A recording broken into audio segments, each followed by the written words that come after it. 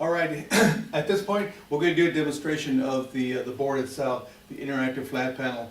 What I'd like to do is kind of peruse through here and introduce you to some of the functions and the benefits of this board here.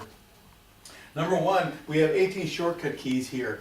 And what are the benefits of these keys right here? Well, actually, if you press one of these keys, it allows you to perform a function, a program function.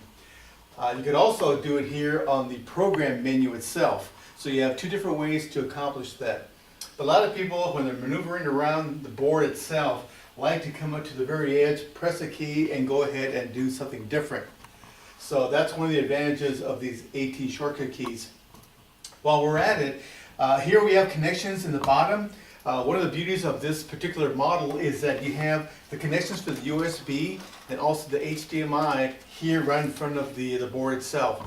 There are some of our competitors that have the connections toward the back or on the side, which makes it a little awkward to move around and connect to your computer itself. This makes it very easy and user-friendly. The same thing with some of the on and off switches are right in the front. Very simple to use. If we take a look at, oh, by the way, the board itself is anti-glare. It's A+ grade tempered glass, which makes it very sturdy. You won't have to worry about either kids in the school or people coming up and poking holes on the system and breaking some of the glass itself. It's very sturdy. Anti-glare. It also has a 178-degree viewing angle, which means you could actually have students in the peripheral part of the classroom looking at the screen and not having to worry about being at the very front. So you have a wide viewing angle here to work with. The menu itself, let's go back to that. Very easy to use, very convenient. We could either park it over here to the left, or we could actually move it towards the center, to the right side, whichever way we like. We could get rid of it, move it away so we can have the total view of the screen itself and working area. We also, we didn't lose it, we had two different blue tabs on each side. And when we press this blue tab, it allows us to bring back the menu so we can use it all over again.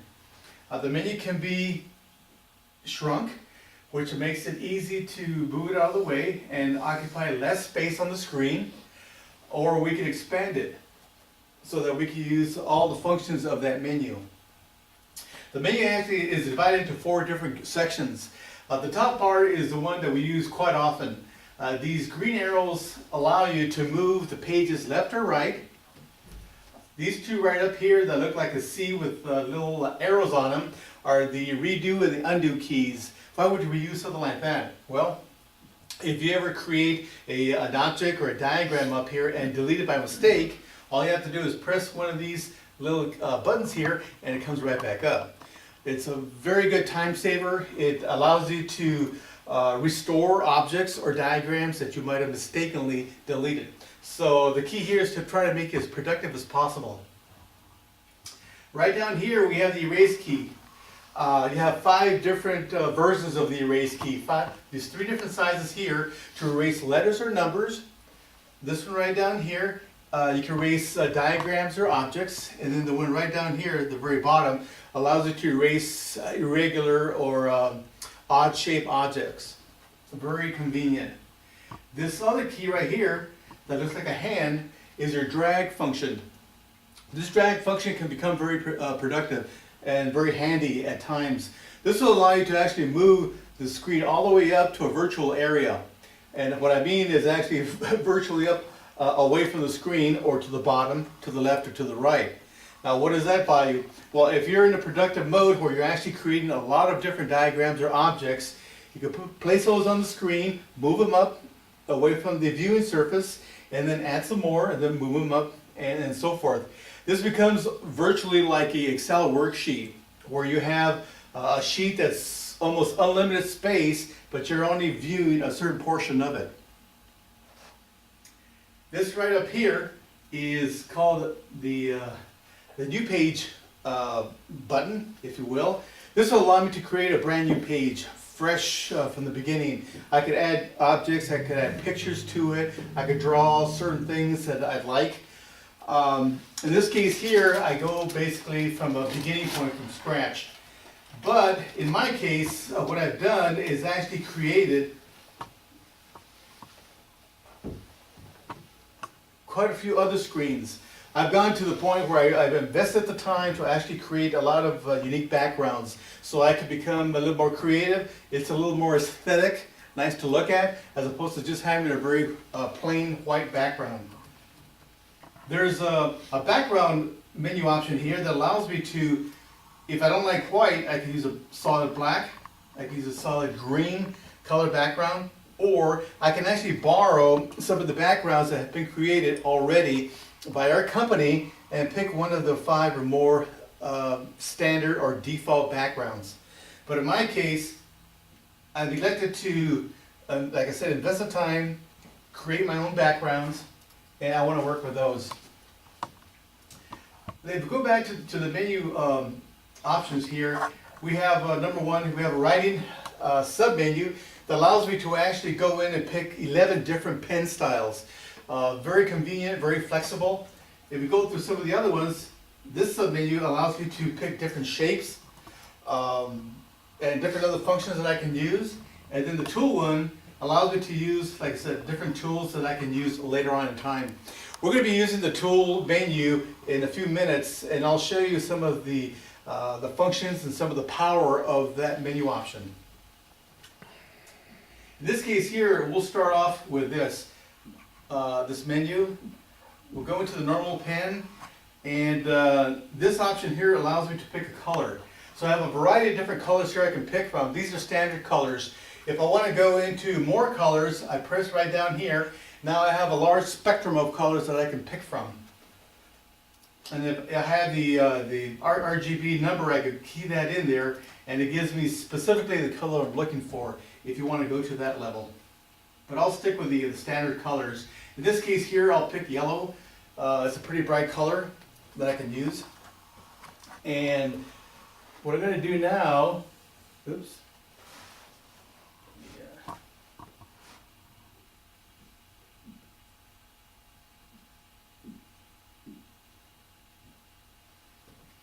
We're going to select it. Now what I'm showing you here is actually a 6-point touch. Before we talked about one of the features of our boards is we can either have 2-point touch or 6-point touch. This here is a 6-point touch board. What does that mean? That means that I can actually place 6 points of contact on the screen itself. I have 6 different lines here. One person doing 6 lines at one time. I could have 3 people up here using both fingers, and using both fingers actually create 2 different lines. I could also have 6 children here, for example, and each one of them can use one finger and draw on the board at one time. So you can actually have a multi-user system going on here with multiple people in front of the screen.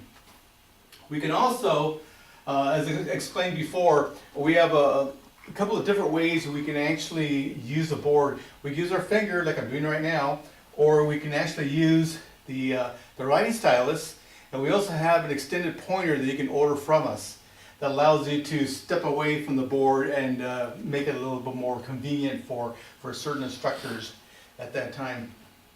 If we continue with this writing menu, we have what's called a smart brush, and I'm going to use a different color here. And what happens is that if I have a very shaky hand or too much coffee in the morning, I can actually create a circle here, and if it's very jagged, that option there allows you to clean it up and formalize that shape. So you have a lot better looking diagram. The same thing with triangles, same thing with rectangles. It'll clean up that figure so it looks a little bit more presentable for your class or whoever you're presenting to. You can also use a highlighter. The highlighter allows you to, just like it sounds, you can highlight certain objects, letters, words, what have you. You can also emphasize. In this case here, not only does it highlight, but it also flashes 5 or 6 times, so you can focus on that one object during the course of the afternoon or that morning, whatever the exercise may be. You can also, If you're doing calligraphy, you can use a brush pen. Now this may be a little bit too thick for some people, so we have a function down here that allows me to use a thinner line and make it a little bit more presentable or easier to work with. So you have those different choices. You can have a very thin line or a very thick line to work with. I'll keep going here, and let's say for example I want to use a shape. I want to borrow, let's say, a cube. So I want to place it right up here. And as you can see, my cube looks a little boring. It's all white shaped, all the walls. So I may want to fill in some colors here. So I'll borrow what's called a paint bucket. And let's say I want to use, we'll pick purple for one of the sides right up here. And let's say I want to color the rest of them. So I'll continue with the color spectrum here, and let's say, I want to use red on this side here, and I'll pick the third color, I don't know, let's say green on the right side. So now I have a colored 3-wall cube that I can do whatever I like with during the course of my class. And okay.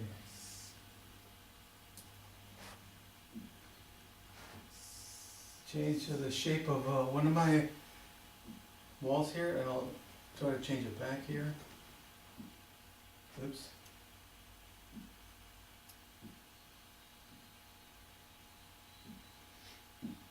There we go. Now, what I like to do is, if I want to create maybe 3 copies of this, I can actually go in here and clone it. I'll make 2 different copies of that same shape. Save me a lot of time. Let's say I want a third one. Very easily I can go in here and create a third copy. Very easy to use, very user friendly. So now I have 3 copies of this cube that I can work with. I can make 4 or 5, multiple copies of this cube. Now, let's say I'd like to use another function. And actually, this has a playback feature that allows me to, after I've done a few exercises on the screen, to play back whatever I've created or done. So this right here will go back and let me know what I've done, or play back all the different functions I've done on this one screen, this one page. It also builds the cubes. It shows me how I change the different wall colors and so forth. So if I like that, then I could go ahead and continue forward. Let's say that in this case here, I want to delete all that information or all those exercises from the screen. So I have a choice of either using the eraser and going in here and just erasing one at a time, or with one button here, I could delete the whole screen. So this allows you to clear the whole screen and start brand new and fresh with a new screen at that point. Okay, let's go forward here. In this case here, we have an example of an education exercise where there may be an elementary school exercise where I want to do a few things on here, but I may want to record what I'm doing. The previous screen I actually played back after I did all the exercises. In this case here, I may want to do it beforehand. So I could go into the screen recorder, it comes up with my menu here, and I can say I want to start recording. Now how do I know I'm actually recording, or I may lose track after a period of time of what I've done in the past? Well, it has up here a status line that allows me to remember that I've been in the record mode. So now I can go ahead and work with this screen. In this case here, I may have some bugs here that I may want to get rid of. We have the ability to make these large, make them smaller, or just get rid of them out here. Get them out of the way because they're in the way. The same thing with this one. Make them large, small, move them out of the way. I think I'll leave those there because they're really not doing any harm. And what I can do, I'll leave this butterfly here also. I can bring back my menu, and at this point I can say, well, I want to write on these placards here what each one of these are, or have the children do that. So I can actually start the exercise where they'll start writing whatever these vegetables or fruits are. So now they could go ahead and fill all these placards in, so that could be a second exercise, if you will. If you're wondering where all these different bugs and insects came from, we have a multimedia library in here that actually allows me to go in here and pick either pets or insects in this case. A variety of different libraries of different picture art icons that I could borrow from. This will allow me to just press one of these pictures and borrow those graphics into my system or my screen. All right, and that's how I borrowed all these different insects. If you're curious, huge library, like I said before, insects, animals that I could extract from. So let's go back into the screen and take a look at what else we can do here. Well, since I already started writing on these placards, I also have a list of all the different vegetables and fruits I have listed here. So I can have the children actually come in here. Oops, forgot to borrow my pen. And let's see, I want to use, let's pick red. It looks like a pretty good color. I can use red and go to the cucumbers, and I could have them actually draw a line. Let's see here, yellow peppers. Move all the way over here. So we could do an exercise like that. We could have the students actually take this list and get a colored line and draw a line directly in association with whatever that word is. So that could be an exercise for understanding, to make sure the children know what the object looks like and how it's spelled. So it creates another educational tool or exercise. I think I've done enough already there. So let's go back and stop. Oops, let's stop my recording. So it comes up with a status here of my recording. And I can actually go in here and play back everything I've done. But for the sake of time, it's going to take a couple of minutes. I'll go ahead and just show you what I've done. And like I said, we can record that playback again, but it'll take a couple of minutes. So for the sake of time, I'll just continue forward.